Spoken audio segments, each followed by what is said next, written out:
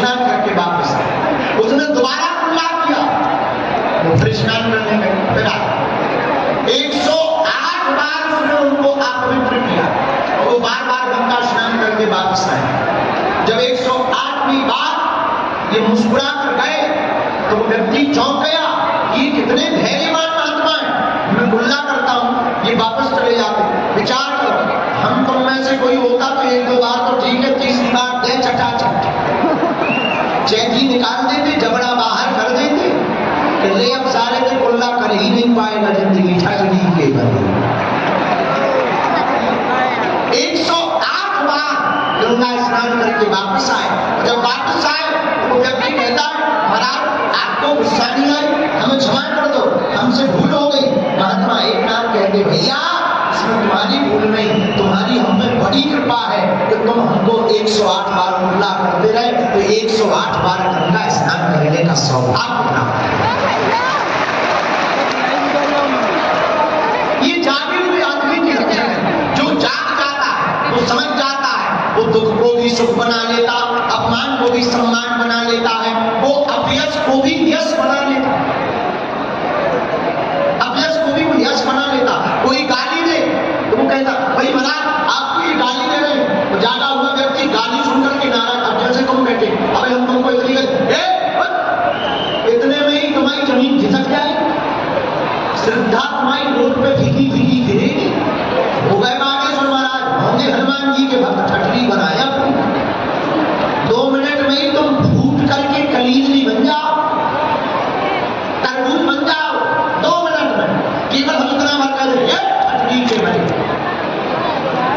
तुम 2 मिनट में फूट जाओ, 2 मिनट में हमसे टूट जाओगे, हमसे छूट जाओगे। लेकिन मेरे पागलों, बुद्ध पुरुष महापुरुष जागा हुआ व्यक्ति वो नहीं है जो 2 मिनट की गाली सुनकर के अपमानित हो जाए, परेशान हो जाए। मेरे यारों, जिसकी निंदा होती है वो आदमी जिंदा होता है।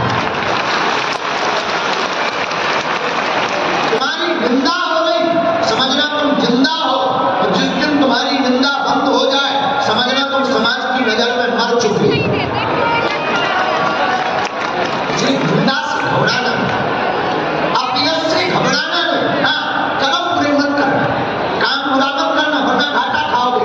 अगर तुम सत्य पर हो, अगर तुम सत्य की राह पर चल रहे तो पूरी दुनिया तुम्हारे खिलाफ हो जाए, लेकिन मेरा परमात्मा तुम्हारे साथ रहेगा। तो मेरे पागलों, एक दिन सत्य की जीत होगी, निंदा करने वालों के मुंह पर तमाचा।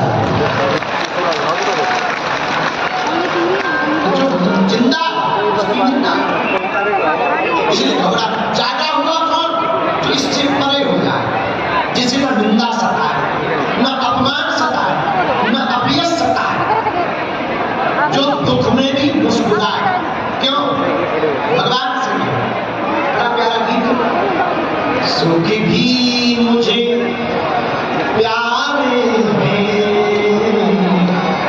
दुख भी मुझे प्यारे, क्यों छोड़ूं मैं किसी भगवन, छोड़ूं मैं किसी भगवन, दोनों ही तुम्हारे, सुख भी मुझे। कहना सरल है पर कांटा लग जाए बड़ा दर्द होता है। स्वामी विवेकानंद की एक बात हमें बहुत याद आती है। हमारे आचार्य श्री स्वामी विवेकानंद कहते हैं, जिनके पांव में कांटे लग जाते हैं उनके पैरों की रफ्तार बढ़ जाती है। जिनके पैर में कांटे लगते हैं उनके पैरों की रफ्तार बढ़ जाती है, उनकी चलने की रफ्तार बढ़ जाती है। जो तेज गति से चलता है वही मंजिल पर जाता है।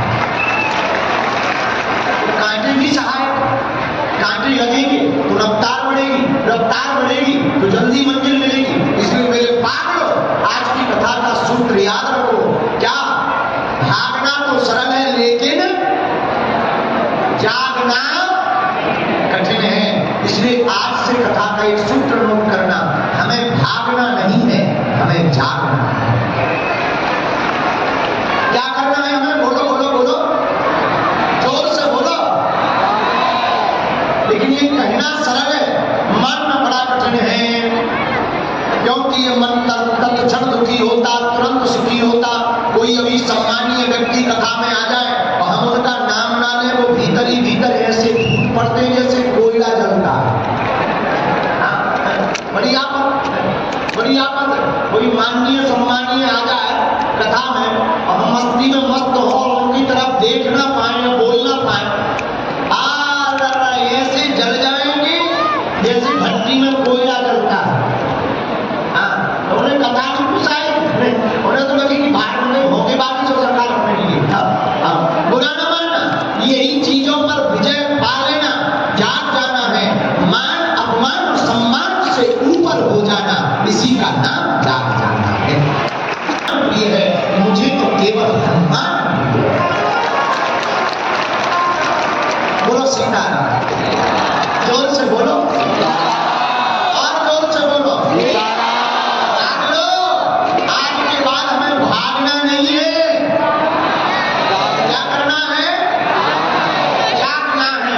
सनातन के प्रति जागना, हिंदुत्व के प्रति जागना, मर्यादाओं के प्रति जागना, संस्कृत के प्रति जागना, संस्कृति के प्रति जागना, राष्ट्र माता के प्रति जागना, भारत माता के प्रति जागना, अपने विचारों के प्रति जागना, अपने जीवन के प्रति जागना, अपने अधिकारों के प्रति जागना और प्रभु को पाने के लिए भक्ति में भी हमको जागना।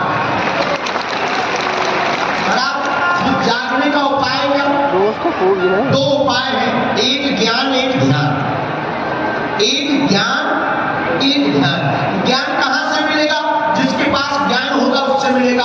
किसके पास ज्ञान है? हमें तो एक जगह मिला, जय हनुमान।